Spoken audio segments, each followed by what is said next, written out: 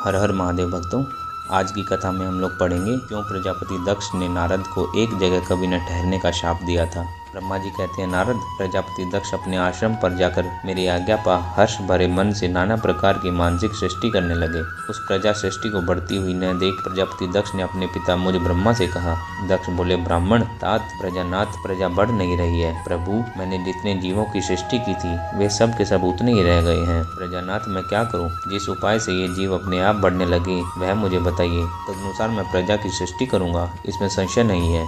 ब्रह्मा जी ने कहा, तात प्रजापति दक्ष, मेरी उत्तम बात सुनो और उसके अनुसार कार्य करो। प्रजेश प्रजापति पंचजन की जो परम सुंदरी पुत्री अक्सिनी है उसे तुम पत्नी रूप से ग्रहण करो। स्त्री के साथ मैथुन धर्म का आश्रय ले तुम पुनः इस प्रजा सर्ग को बढ़ाओ। अक्सिनी जैसी कामिनी के गर्भ से तुम बहुत से संतानें उत्पन्न कर सकोगे। तदनंतर मैथुन धर्म से प्रजा की उत्पत्ति करने के उद्देश्य से प्रजापति दक्ष ने हिरण प्रजापति की पुत्री के साथ विवाह किया।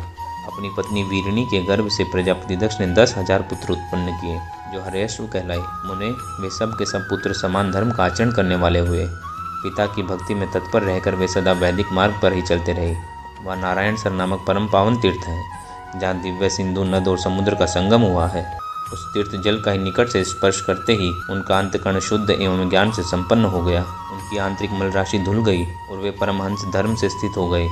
दक्ष के वे सभी पुत्र पिता के आदेश में बंधे हुए थे, अतः मन को स्थिर रखते हुए प्रजा की वृद्धि के लिए वहाँ तप करने लगे। वे सभी सत्पुरुषों में श्रेष्ठ थे। नारद, जब तुम्हें पता लगा कि हर्यश्वगण सृष्टि के लिए तपस्या कर रहे हैं, तब भगवान लक्ष्मीपति के हार्दिक अभिप्राय को जानकर तुम स्वयं उनके पास गए और आदर पूर्वक यूँ बोले, दक्ष पुत्र हर्यश्वगण, तुम लोग पृथ्वी का अंत देखे बिना सृष्टि की रचना के लिए कैसे उद्यत हो गए?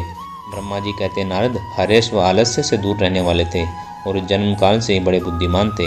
वे सब के सब तुम्हारा उपयुक्त कथन सुनकर स्वयं उस पर विचार करने लगे। उन्होंने यह विचार किया कि जो उत्तम शास्त्र रूपी पिता के निवृत्ति प्रकादेश को नहीं समझता, वह केवल रज आदि गुणों पर विश्वास करने वाला पुरुष सृष्टि निर्माण का कार्य कैसे आरंभ कर सकता है। ऐसा निश्चय करके वे उत्तम बुद्धि और एक चित्त वाले दक्ष कुमार नारद को प्रणाम करके और उनकी परिक्रमा करके ऐसे पथ पर चले गए जहाँ जाकर कोई वापस नहीं लौटता है। नारद, तुम भगवान शंकर के मन हो और मुने, तुम समस्त लोकों में अकेले विचरा करते हो। तुम्हारे मन में कोई विकार नहीं है क्योंकि तुम सदा में ईश्वर की मनोवृत्ति के अनुसार ही कार्य करते हो। जब बहुत समय बीत गया तब मेरे पुत्र प्रजापति दक्ष को यह पता लगा कि मेरे सभी पुत्र नारद से शिक्षा पाकर नष्ट हो गए हैं, मेरे हाथ से निकल गए हैं। इससे उन्हें बड़ा दुख हुआ। वे बार बार कहने लगे, उत्तम संतानों के पिता होना बड़ा शोक का काम है, क्योंकि शेष पुत्रों के बिछुड़ जाने से पिता को बड़ा कष्ट होता है। शिव की माया से मोहित होने से दक्ष को पुत्र वियोग के कारण बहुत ही शोक होने लगा।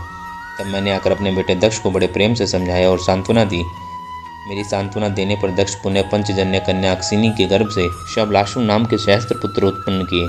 पिता का आदेश पाकर वे पुत्र भी प्रजा सृष्टि के लिए दृढ़तापूर्वक प्रतिज्ञा पालन का नियम ले उसी स्थान पर गए जहाँ उनके सिद्धि को प्राप्त हुए बड़े भाई गए थे। नारायण सरोवर का जल स्पर्श होने मात्र से उनके सारे पाप नष्ट हो गए, अंतकरण में शुद्धता आ गई और वे उत्तम व्रत के पालक शबलाशु ब्रह्मा का जप करते हुए वहाँ बड़ी भारी तपस्या करने लगे।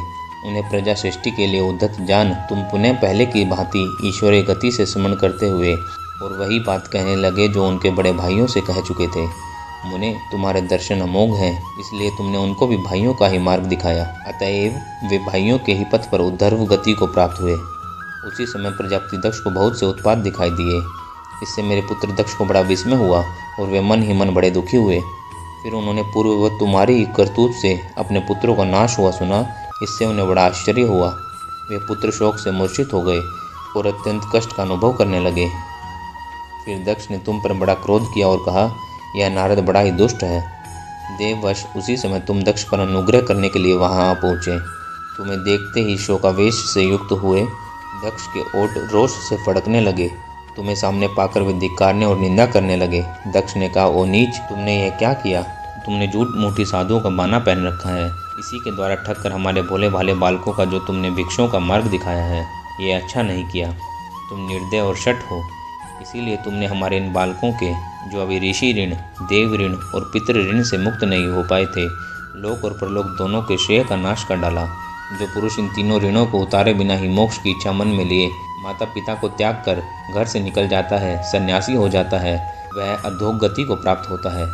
तुम निर्दय और बड़े निर्लज्ज हो, बच्चों की बुद्धि में भेद पैदा करने वाले हो और अपने सुयश को स्वयं ही नष्ट कर रहे हो। मूढ़मते, तुम भगवान विष्णु के पार्षद गणों के साथ व्यर्थ ही घूमते फिरते हो।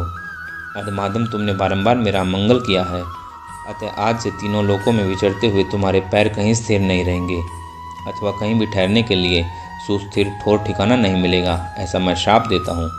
नारद, यद्यपि तुम साधु पुरुषों द्वारा सम्मानित हो, तथापि उस समय दक्ष ने शोकवश तुम्हें वैसा शाप दे दिया। वे ईश्वर की इच्छा को नहीं समझ सके। शिव की माया ने उन्हें अत्यंत मोहित कर दिया था।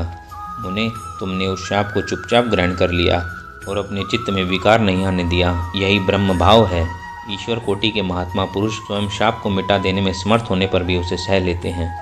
हर हर महादेव। दोस्तों, हम आज की कथा को यहीं समाप्त करते हैं।